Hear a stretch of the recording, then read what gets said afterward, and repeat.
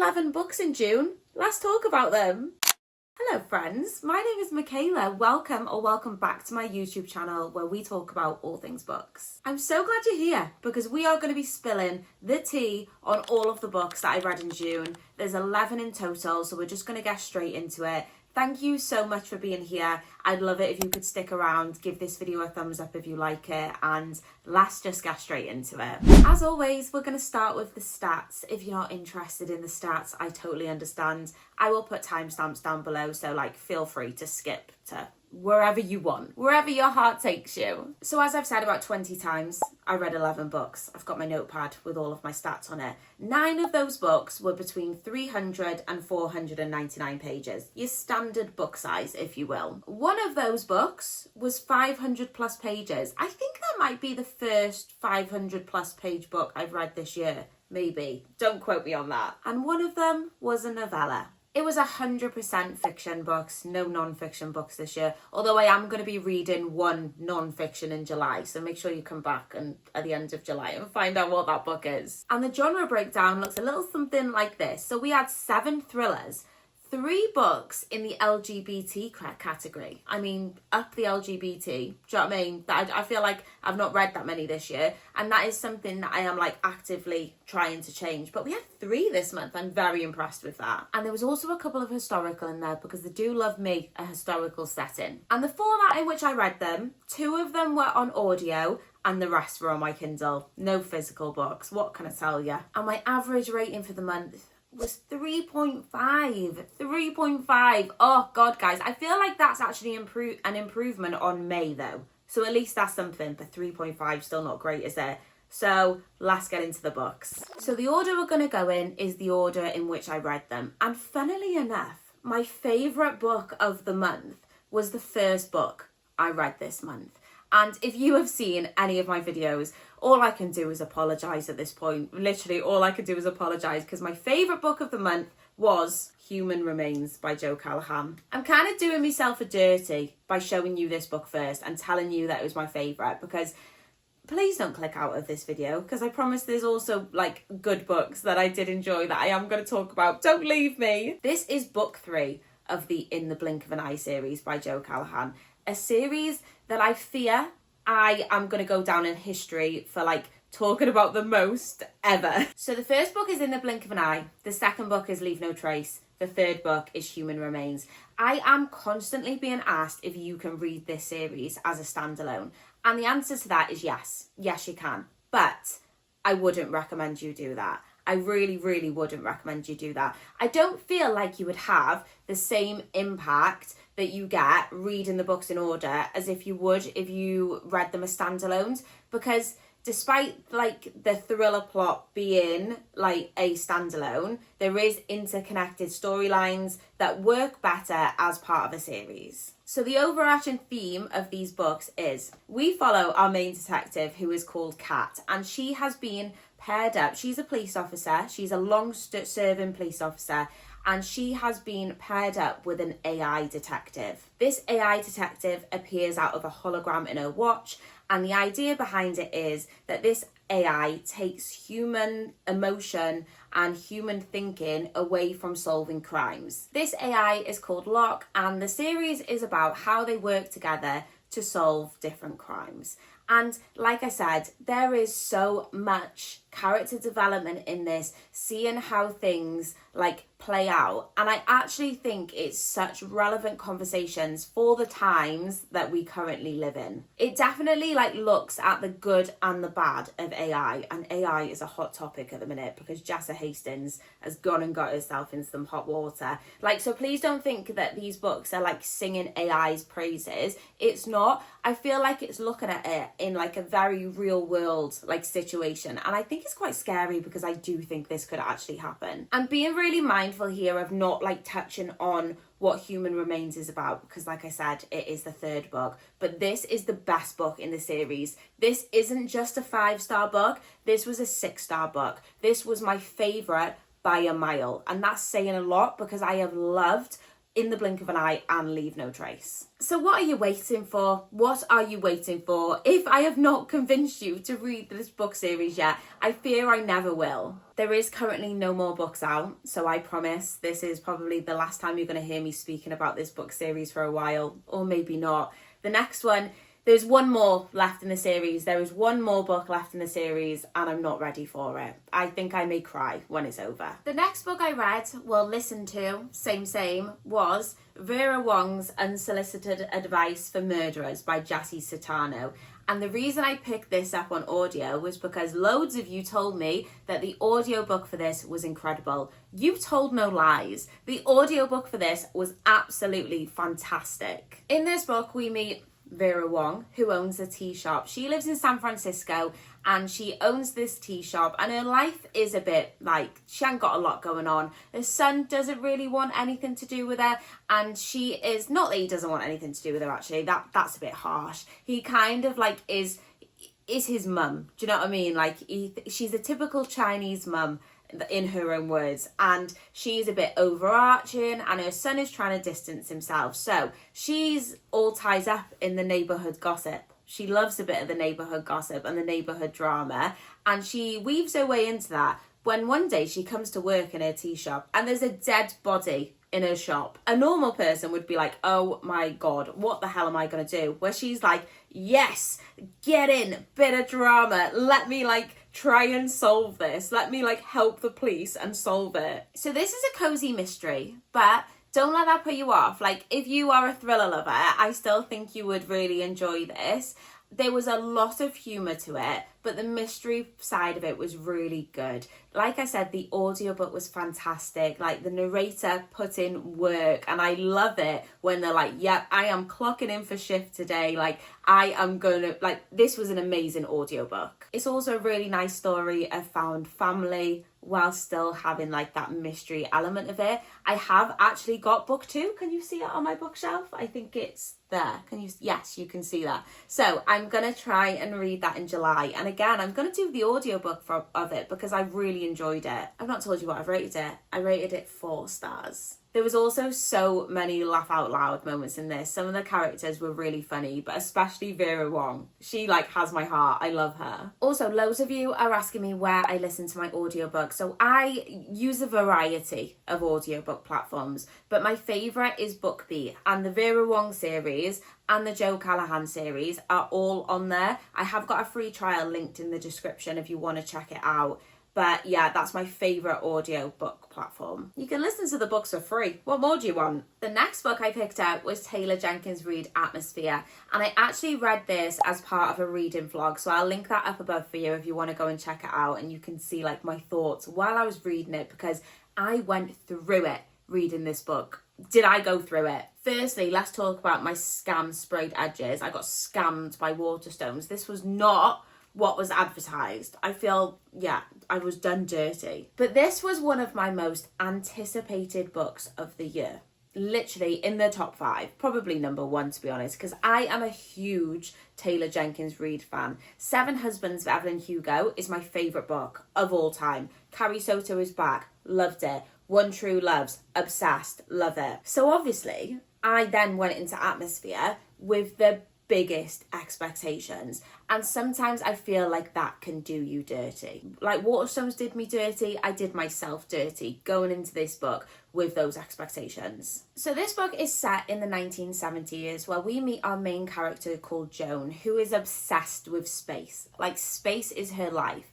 When she gets the chance to get a job at NASA, obviously she's like, yes, sign me up. And she becomes one of NASA's first women astronauts. So we meet our main character Joan and a small group who started with her at the same time, along with another woman. Oh my god, what is her name? It's not Vanessa, is it? I think it's Vanessa. Don't quote me on that. Anyway, they start building a very close relationship. And like I said, this is the 1970s, so women were not out and proud, and this book is a sapphic love story. Okay, let me get into my thoughts and just bear with me like while I try and process them, because I started reading the first half of this book physically, and I wasn't having a great time. And I do think part of that came down to me going in with these big expectations and the book just not quite delivering on that. Not that that means that this is a bad book. Stay with me. I was considering DNFing it. Honestly, I can't even believe these words are coming out my mouth. And I thought, right, no, I can't give up. I literally can't give up. Let me try and switch to the audiobook. That was a game changer. The audiobook for this was absolutely incredible. I did a bit of immersive reading. So like, you know, when you like you're reading along with the audiobook. I love doing that. Whenever I can, I do try and do that because I feel like I don't have any distractions and I'm so immersed within the story. And I'm so glad that I made the decision to do that. And quite honestly, I think if I had done that from start to finish, this book would have had even more of an impact on me than it actually did. Use your words, Michaela. You're a bloody booktuber. Something I think I didn't quite like about this book was I'm used to being taken to like these amazing places with Taylor Jenkins Reid. Like normally her stories span periods of time, but also like different locations. And like nobody writes like Taylor Jenkins Reid. Like, and I still stand by that now. That opinion of mine hasn't changed because of this book. And like, you're probably thinking, what are you talking about, Michaela? This book's set in space. Not really. Not really. A little bit is. Most of it is set in Houston and around the space station. So I think that's what I was missing. I was missing being taken to like all these amazing descriptions of places by Taylor Jenkins Reid. But there's a plot twist. I cried. The ending, I didn't think I was that connected to these characters. I didn't. Then we got to the end of the book and I'm sat in my little armchair sobbing my eyes out and Amy side-eyeing me like, is everything all right? What's going on? And I was just like, I can't breathe. So that was a turnaround. That was a complete turnaround. And I do think this will be a book that I reread one day. And I think when I reread it, I will appreciate it a lot more. So this was really hard to rate, but I ended up on a 4-star. But don't listen to anything I say because I feel like that's a very unpopular opinion. I feel like everyone else has been loving this. I did 4 stars. I always feel like a fraud when I stand here and talk about this next author. And that is Freida McFadden, The Tenant. Honestly, listen, I don't know what to tell you. Somebody commented on one of my TikTok videos the other day and they were like, why do you keep on bullying Freida McFadden, the poor woman? And I'm like, listen, firstly, I'd never tag her in my reviews. Like, I would never, ever do that. And secondly, Freida McFadden is one of the most best-selling authors of this current time. She does not give one tiny shit about me and my silly little book opinions, all right? The reason I read Freida McFadden's The Tenant is because I am filming a Freida McFadden reading vlog from somebody that actively dislikes Freida McFadden's books. That's what's going on. I'm trying to read them like one book, like here and there. I didn't want to just read them all back to back and then just come on the internet and bash her. Do you know what I mean? I want to give her a fair chance. So this month's book of choice was The Tenant, which is actually her newest release. So this book follows Blake. Blake has a very successful job. I want to say he's like the vice president of a marketing company. When the book starts out and he loses his job, his boss is like, you have been spilling the company's secrets. You're out. See you later. Like, no warning, no disciplinary period. I don't think companies quite work like that, but sure. He then lives in this big, massive house in New York with his fiancée, and suddenly they can't afford the mortgage. So they go on the hunt for a tenant, and the search doesn't go very well. A lot of the people, they're like, yeah, you're not living here. You're a right weirdo. You're not fit for us. Like, they can't find anybody until one day a woman arrives and they're like, okay, yeah, you're perfect. You can move in. But obviously she's not perfect. And shit goes down from there. And essentially that's what this book is about. It's about this crazy woman that has moved in with them and is making like this couple's life hell. Now, I don't know what it is about Freida McFadden, okay? But her writing is like crack. It is so easy to read. I read this book in one day. I did. All right, I know. They're just, before you know it, I was like 70% through the book, and I was like, how has that happened? I would love to actually know like what reading grade her writing is, because yeah, it's just so simple, so easy to read, and you do know what you're getting yourself in for. I do completely understand why people like her book. I'm not going to say too much more than that, because like I said, there is a vlog coming. There's going to be a full vlog coming where I read like 3 or 4 of her books. As of now, I've read 2. So like the vlog is coming, I promise, have no fear. I wasn't going to tell you what I rated it, but that's harsh, isn't it? Okay, I gave it 3 stars, but like I said, full thoughts will be coming in the vlog. Okay, I feel like I've been quite positive up until now. That's about to change, because I picked up It's Always the Husband by C.L. Taylor. C.L. Taylor, we have a bit of love-hate relationship. Some of her books I've really not liked. Some of them I have absolutely loved. One I've absolutely loved is Every Move You Make, which was her last release. So I feel like I didn't actually go into this with massive expectations. I went into this with quite like subtle expectations. This was terrible. I'm going to put the book down because this is an art copy and like the front cover looks like that. I hate, why do they do that? Just like put the name of the book on the cover. So the premise of this book is a woman moves to a new town and her daughter starts at a new school and she starts to make some friends. When she gets mates with the local widow because his wife has died. But he's not just had one wife die, he's had 2. So it's always the husband. And let's start with the positive. I really like the book title. And that's where the positives are going to end. I actually feel like the blurb of that book is completely wrong. I actually feel like that isn't really what like the book is about. But I'm not going to tell you because the blurb is that blurb for a reason. Essentially, all this book was petty school mum drama. I ain't got no kids, nor do I wish to have any kids. So tell me why I would want to read about petty school mum drama. I don't. And after speaking to a few of you who have got kids, you've also said that you've got no need to be reading about school mum drama because you have enough of that in your real life. So this book, you actually follow quite a big cast of characters. None of them read any different. They were all so surface level. I felt like there was no character development. They were so interchangeable to me. And that's not great when you're reading a book with such a wide cast of characters. So in short, let's not waste any more time on it. Do not recommend this book. 2 stars. Also, I just want to say, I will only ever give a book like 1 star if it's like really problematic, because that author still like wrote a book. Do you know what I mean? You're still better than me. So 2 stars. I will only ever give a book 1 star if I absolutely hate it with every fibre of my being. So I actually feel like It's Always the Husband was slumping me a little bit. It was slumping me a little bit. So I decided to pick up a short story because I feel like when you feel a bit slumpy, sometimes there's nothing like the feeling of finishing a book. And a novella can really help with that. So I picked up Dorothy Coomson's Beach Hut 512, which is a brand new short story that I think I got in an email from like Amazon First Reads. And I was like, yeah, sure. So this follows a woman who owns a beach hut on Brighton Beach. Her beach hut is 512. Shock, would you believe it? Everyone's like a bit protective over their beach huts and they're like, you've all got a reputation, you've got to keep your beach huts looking nice. When our main character, she's not been there all winter, she's left it. When one day someone vandalises it and inside her beach hut is a dead body. So I've read 2 books by Dorothy Coomson. This is my 3rd. I read Every Smile You Fake. Absolutely loved it. Thought that book was incredible. And then I read My Other Husband, I think it's called. And I didn't love that. And I didn't love this. Like, I know it's a short story. I want to say it was like 70 or 80 pages long. But I wasted my time. It was 80 pages too long. And like, again, going back to the fact that it's so short, I feel like it is quite hard to develop characters in that time. And like, how much of a story can you really fit in?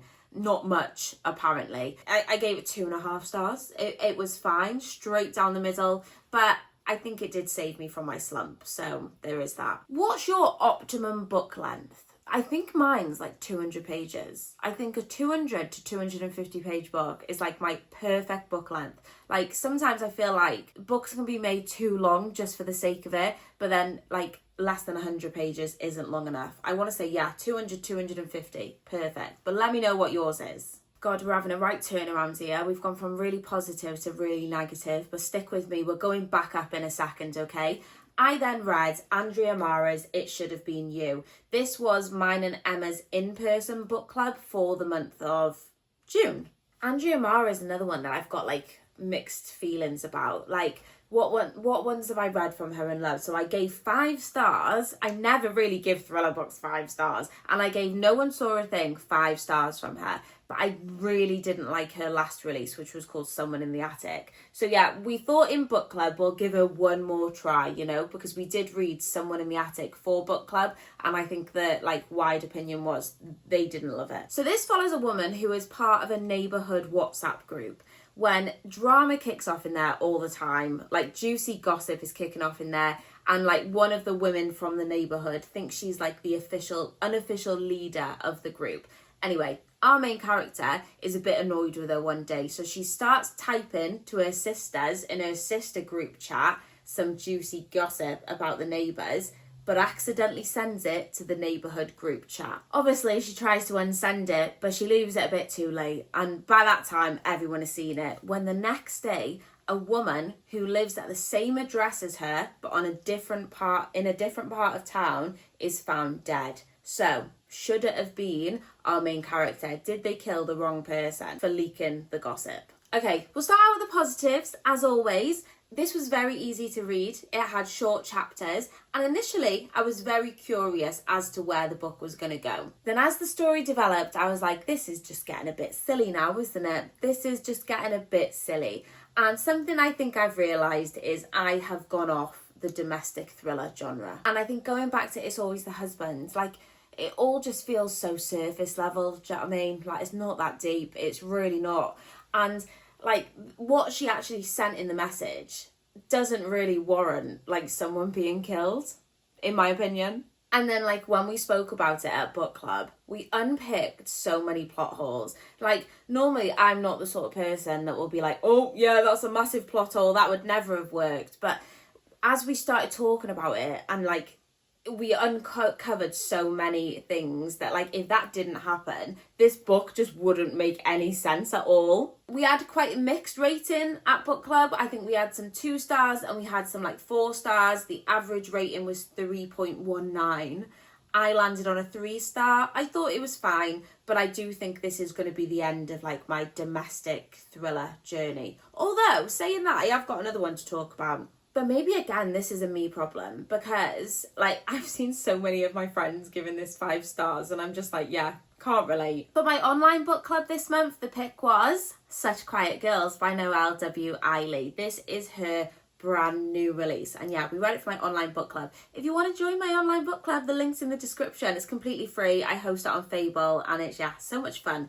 For July, we're reading The Ghostwriter by Julie Clark. So this book follows a bus driver called Jessa. She takes children to and from school, but she's lied on her job application, and she shouldn't really have this job because she's got a past that would make her not suitable to be a bus driver. And one day she is taking the children home from school when the bus gets taken hostage. Some masked people turn up and they take all the kids and the bus driver and the bus hostage. But not only that, they take them off the bus and they put them in a shipping container that is buried underground. Tell me something that is more claustrophobic than that. So going into this, I thought this was going to be like a fast-paced, high-stakes thriller. And it is that. And this is the last of the negative bits. I promise. From here, it's all on up. Just bear with me. So when I read books, it's like a movie playing out in my head, okay? And that's what I see. I don't know whether it was like the writing or the descriptions that were being given to me, but I really couldn't visualize like this whole like shipping container in the ground, like them being in it. I just don't know whether the descriptions were enough for me to form a picture of that in my mind. And that's something I really struggled with, because when I was reading it, I was getting distracted with the fact that I couldn't see it. Let me know if you're like that, because I know some people don't see anything when they're reading, whereas I do. It's literally like a movie in my head. Again, I think this comes back to the writing, but I didn't feel connected to any of the characters in this book, which is actually really, really shitty of me when you think this is about children that have been taken hostage. And I'm like, yeah, I didn't even care. but I just didn't. Gotta keep it real with you, do you know what I mean? This 100% honest reviews on this channel. And then something else that I think I maybe got an issue with, I'm not completely sure how I feel about it, is Noelle W. Eiley bases her stories off real life cases, okay? And she makes that very well known, like it's said in here, this is based on a real life case, and the same with her other books. Now, don't get me wrong, I am fully aware that authors like take inspiration from like things that happen in real life, but essentially she is fictionalizing a whole ass real life case and like just changing it to suit her.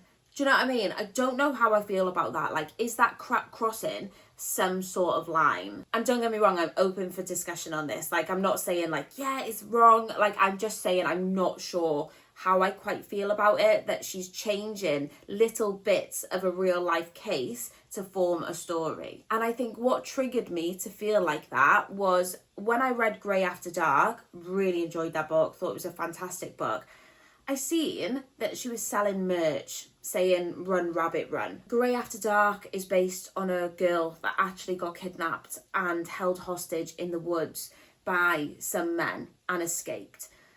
I don't like that. I don't think she should be promoting merch. Imagine like that actual real person seeing that and thinking, oh, yeah. But let me know how you feel about it. Like I said, I'm open to discussions on it. Love a bit of controversy. I don't. It gives me anxiety, actually. Okay, taking a break from the thriller genre just for 1 second to talk to you about Ordinary Love by Marie Rutowski. This is not a romance. It is not a romance. This is a sapphic LGBTQ love story.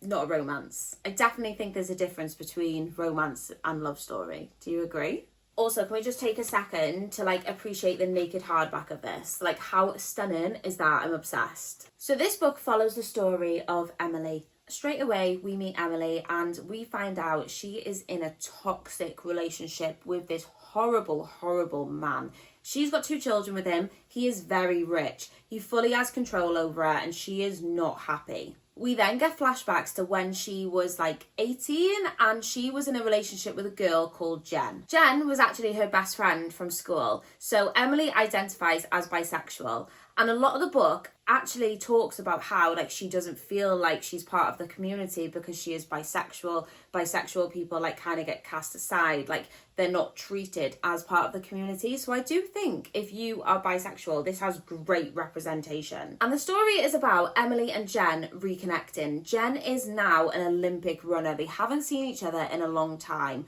When they get back in touch, and like I said, it is a love story, but also heavily focuses on Emily's toxic relationship and trying to get out of that. This was an emotional, gut-wrenching read at times, but also beautiful at the same time. It definitely leans more towards literary. The writing was absolutely incredible, and I'm really excited actually to see what Marie Rutowski comes out with next. I feel like this book really represented like real life love properly, you know? It's not like, I don't feel like it was glamorized in any way, shape or form. I gave this book 4 stars. Now I'm talking about it, I feel like that was quite harsh. I did like it. I thought the ending was a bit rushed actually. I think that's why I went 4. This is a brand new release though, so if you pick it up, let me know. Let's talk about it. I would say it was a palate cleanser from like all of like the thrillers I've been reading, but it was actually a really, really heavy book. Really heavy. The next book I read was Bury Our Bones in the Midnight Soil by V.E. Schwab. This was another one that I actually read as part of a reading vlog, so again, I'll leave that. Go check it out if you want to see like my thoughts as I was reading it.